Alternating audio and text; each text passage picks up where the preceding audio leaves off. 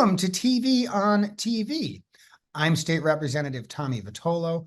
You're watching Brookline Interactive Group. Today is Thursday, April 25th, and we have another great show for you today. As you know, we have completed Select Board, and before that, we completed Housing Authority. And now we're in the midst of hearing from all of the school committee candidates for our town election, which is held on Tuesday, May 7th. Polls are open 7 a.m. to 8 p.m. To remind you, there are 4 school committee candidates.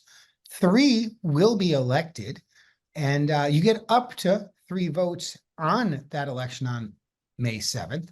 Today, our guest is Carolyn Thall. Carolyn, thanks for making time to be with us. Thank you very much for having me.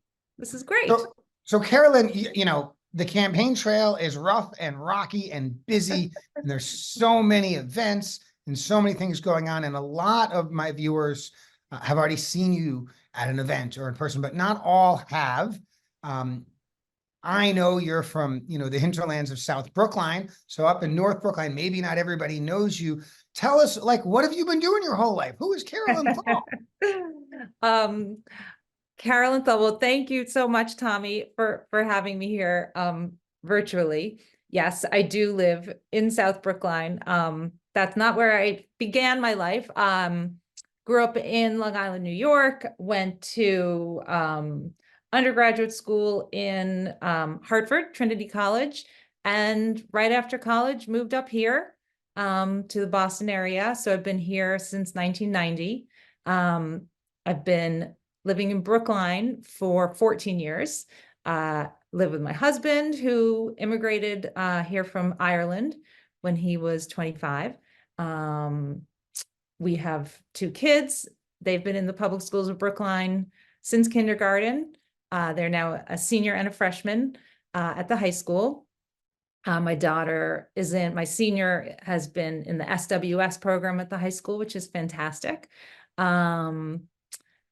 I have a master's degree in education from BU. My program there was literacy, language, and cultural studies. I worked in that sort of education, social service realm.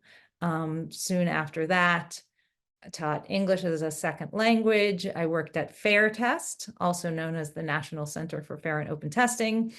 Worked in kind of direct service, social service positions at the Asian American Civic Association, Jewish Vocational Service, then shifted to a more creative career as an interior designer while I was started having kids and dedicating more time to my kids. Started getting involved in school and town issues and politics around 2010. I've been a town meeting member in Brookline in Precinct 16. I'm in my 3rd term as a town meeting member. I've been on the advisory committee, and I think I'll probably talk a little bit more about that, hopefully. Very involved in local government, school issues. That's kind of me in a nutshell, as related to running for school committee. So you have a variety of professional experiences in education, and you've been involved in town government, which means that school committee is like the hardest working, most underappreciated thing one could possibly do in local government. And here you are signing up for it. So why are you running for school committee? Why are you doing it this year? How did you get to the decision that this is where you wanted to invest all sorts of your time and your sort of emotional bandwidth? Yep. Well, that is a great question. And it's a question that has come up actually for a long time. People, colleagues in town meeting and advisory, friends, school committee members have encouraged me for a while to run for school committee, I guess, because they like my perspective, my way of doing things, my way of looking at things.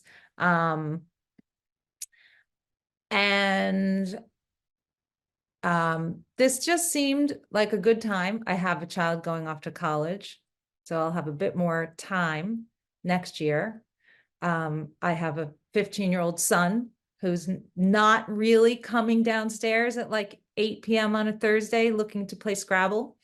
So it just organically started to seem like a good time. I'm definitely, hearing a lot sort of post-pandemic resettling back into what our school district is going to be and look like, and the direction, just as I'm in the community hearing from parents and non-parent stakeholders in the schools about concerns, things they're thinking about, and all of that just kind of coalesced. And I actually went and on the first day that you could pull papers to run, I went down to town hall. I took out the papers, put them up on my bulletin board, was not 100% decided, lived with it for a couple days, and then thought, all right, well, I guess I'm doing this. So I'm just ready. I've been doing this stuff, and it's sort of a natural next step with all of what I know and I think about, and where I really enjoy putting my energy. I am that geek who actually watches school committee meetings. Luckily, don't always have to do it live, thanks to Zoom and Big. I attend school committee subcommittee meetings because I'm just interested. It's just sort of my natural place of interest. So I got to a point where I just feel like if I want to be involved, know more, contribute to our great town and our great system, just gonna go in. So let's drill into BHS a little bit. You have over 3.5 years, almost 4 years of experience through one child, and nearly a year, very different than your other child in terms of COVID timing. Yeah. Surely you've got some opinions about BHS that have nothing to do with school committee, but perhaps you also have some thoughts about BHS that relate to school committee and management. What's on your mind? So that's great. I love talking about BHS. In my mind, BHS is our crown jewel, which is not to disparage our K through 8s, which are fabulous and filled with amazing teachers and administrators and community members. But BHS, it's an institution. It's its own thing. It's big, it's complicated, it's rich in its offerings. I have a tremendous amount of respect and time for its leadership. I think Anthony Meyer is a great leader. I think he leads with compassion, and by that I mean I feel that he sees his role as, taking these children who come in as 9th graders, they're 14, some 15, through this time of their development as people, as learners, as citizens of the world, and launching them, which is our job as parents. And he's sort of a parent and educational and academic guide at the same time for these over 2,000 young people. So that's my love for Anthony Meyer. And it's a great school, and it offers a ton. As I mentioned, my daughter has been in the school within a school program, which is tremendous. Amazing teachers, award-winning. So there really is something for everyone. Before I moved to Brookline, I had a couple of friends who had kids in the high school, and my kids were toddlers, and we were living in Rosendale. And they were saying, come to Brookline because it's great. The high school is amazing. There's something for everyone. Everyone finds their niche. So I do think the tremendous amount of opportunity, the richness of opportunity at the high school is fantastic. It, as relates to school committee and myself, let's see, a couple of things. We did have, this year, there was a little bit of a crisis in terms of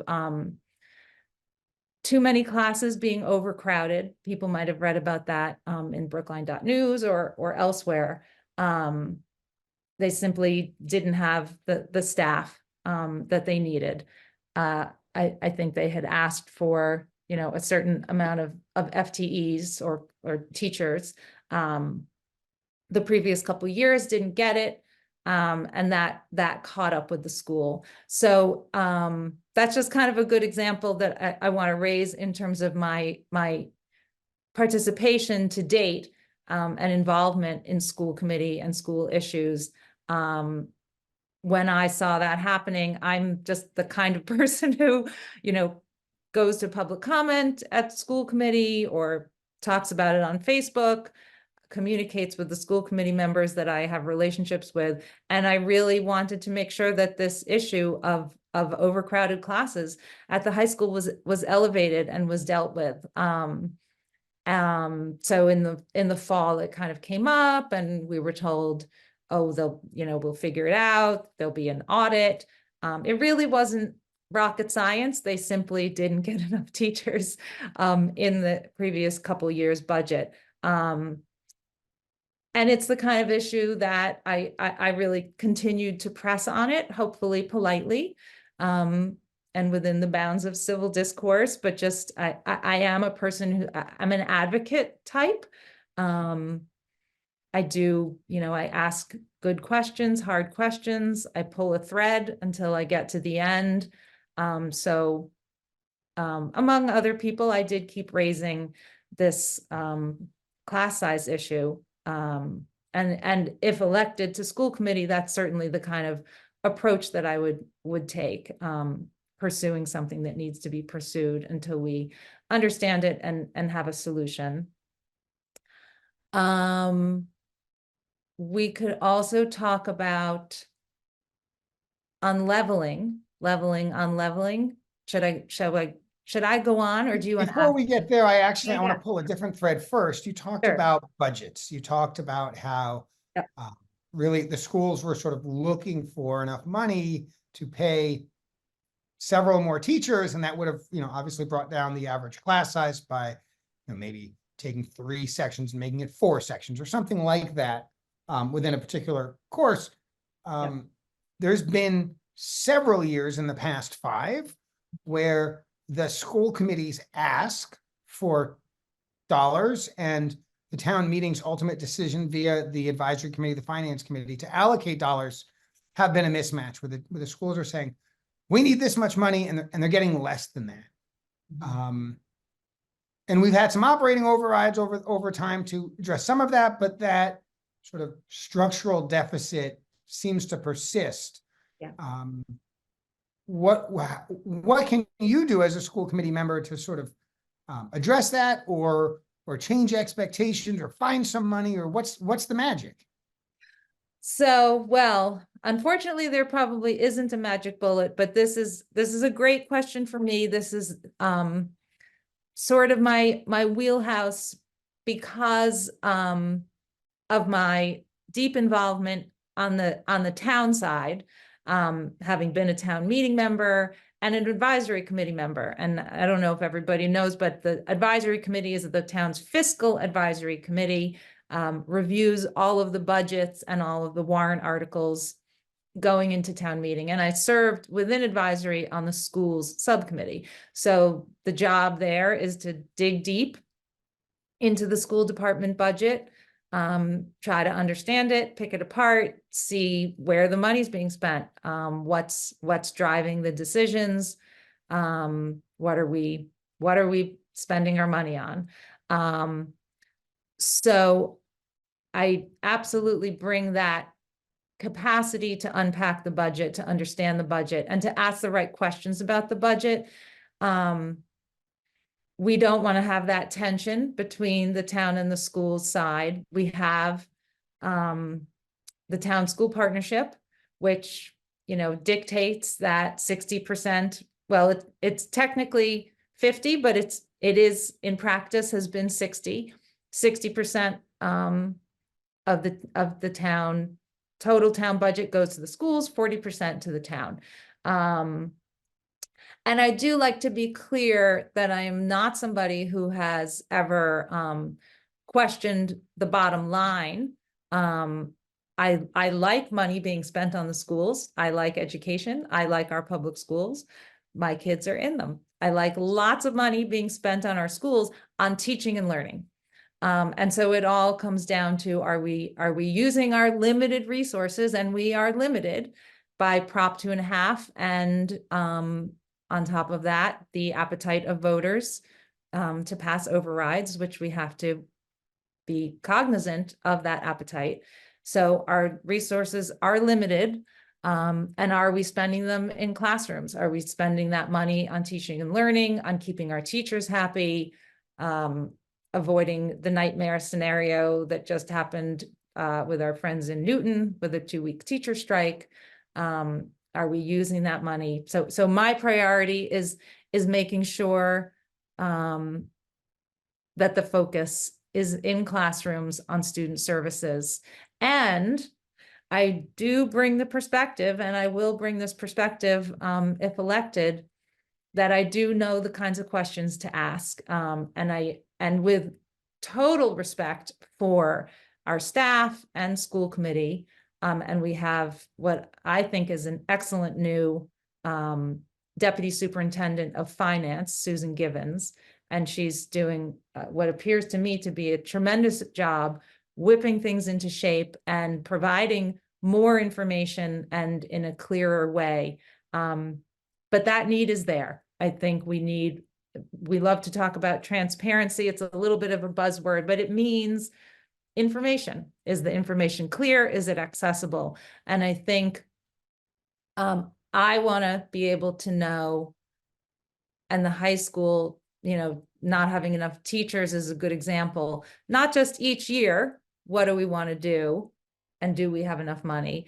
But how did we get to the point where we don't have enough?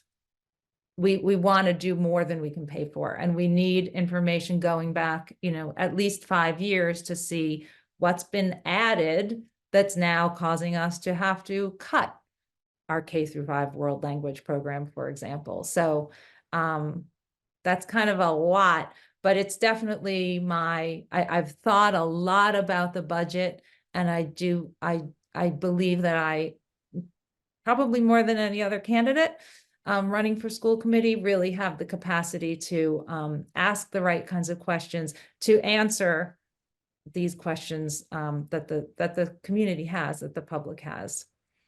And we need to keep that, sorry, go ahead. No, please. We need to what?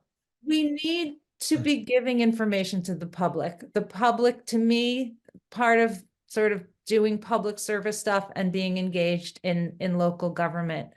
I see public with a capital P.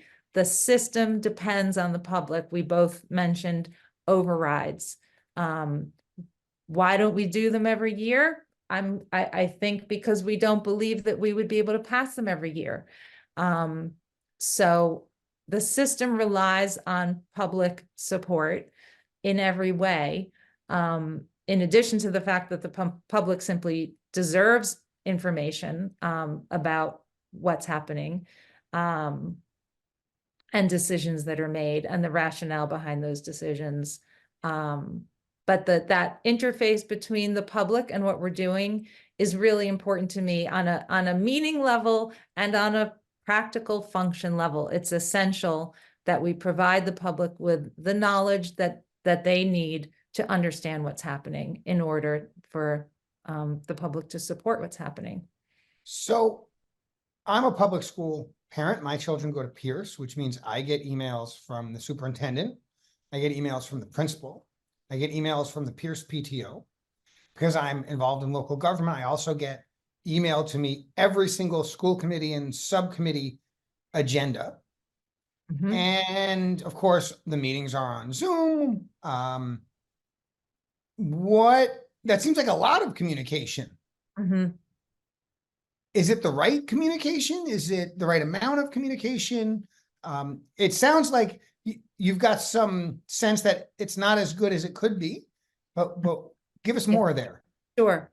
That's a great question. And yes, we do get those emails. my sense is that, and that is one thing I would say would be sort of an initiative I might bring. School committee is not a super much like a big, I have this initiative kind of role. I think the community, parents and non-parents, need to be getting more substantive information about, again, the direction of the district, curriculum, new initiatives, decisions. We saw this with the unleveling conversation at the high school. I think that really illustrated a place where parents were not made aware. So let's dive into that a little bit. Sure. First, tell the viewers what is de-leveling or unleveling or leveling, 'cause some of the viewers don't know. And then kind of walk us through where your head is at. We've only got about 5 minutes left in the show, so we got to get into it. When I'm talking I about know, myself. we're having fun. So So tell us about leveling and de-leveling and Sure. the state of the art in April 2024. Okay, so as I said, huge fan of Brookline High School. Has served generations and generations of students, Brookline students, materials fee students, Metco students who we welcome to the community. So unleveling is an initiative that was part of something that's called Reimagining Ninth Grade. I'll try to keep it short, but unleveling specifically is an initiative that was being proposed by BHS leadership to replace. Sorry, I'm going to have to back up. At the high school, there are different levels of courses offered in most of in the core subjects in every grade, 9th through 12th. So there's standard level, honors level, and in some subject matters, advanced level, and then you get into AP courses. And there was an initiative to unlevel the 9th grade, meaning that the honors and standard level wouldn't be offered and everybody would be together in one course. And I won't get into sort of the pedagogy. It's an intriguing idea. There are various reasons that the high school has explained that they are thinking about doing this. What happened this year was that this was sort of about to happen and parents really didn't know. So 8th grade parents and younger felt a bit blindsided when they learned when their kids started signing up for courses that there was no more honors English or standard English, and also that there was a plan to unlevel science and math in 9th grade in the next couple of years. And this was a really interesting conversation. Parents organized. I was actually sort of part of that organization. I don't have a personal horse in this race. I'm not going to have any more 9th graders, but this was something that I had been aware of that was coming down the pike because I pay attention. I had the sense personally that there was going to be a strong reaction to this in the community. And there was, and I started sort of hearing about it in all different places. So parents started having a conversation, brought their concerns to the school committee in a way that I thought was really effective. I think parents were very clear, very polite, articulated their concerns.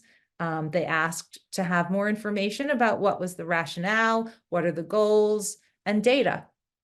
Is this initiative, there was a pilot of this unleveled course, and parents were asking the question, is this doing what you want it to do? And we're not even sure what you want it to do because that hasn't been articulated. So to be continued, the school committee then decided to pause the complete unleveling and to stick with this pilot course that's unleveled and the honors and the standard for now, while the high school sort of works on collecting data and communicating that. And that's the kind of thing that I think parents need to know more about before those kinds of pretty big structural decisions are made. Because that people came here, we come here for the schools.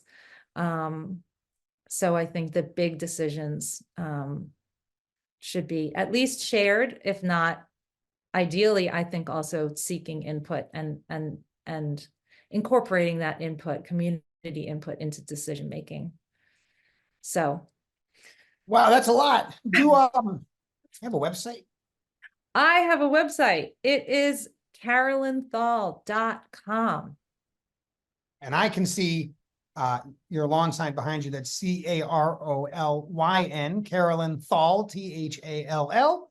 And folks, of course, can go there and learn more about you. I've got about one more minute. How's the campaign going? Tell us about the actual act of campaigning. How's that going? It's great. It's really, really hard work, which I love. I love working hard. I should say that too about our schools. I want our schools to have really high standards for achievement in all different ways, because I believe in hard work. It makes me feel good. It makes me feel engaged in the world in a meaningful way. I love meeting people, having these conversations. It's super, super fun. And I'll also be glad when it's over. Yeah, I know it's a lot of work, and I know it can be really joyful work, having run more than one campaign myself. I want to thank you for coming on the show. Folks, you've been watching TV on TV. You've been watching Brookline Interactive Group. You know we have an election coming up on Tuesday, May 7th. Polls are open 7 a.m. to 8 p.m. And you know this week and next week, Tuesday and Thursday at 2:30, I'll have a school committee candidate, and we'll have the same sort of conversation, get to know all of the candidates for school committee. 3 will win out of 4 candidates, which means we, the voters, really have some meaningful impact. I hope that you will continue watching TV on TV. I hope you'll continue supporting Brookline Interactive Group, and I hope to see you on the polls on Tuesday, May 7th. Carolyn, thanks for coming on the show. Thank you, Tommy.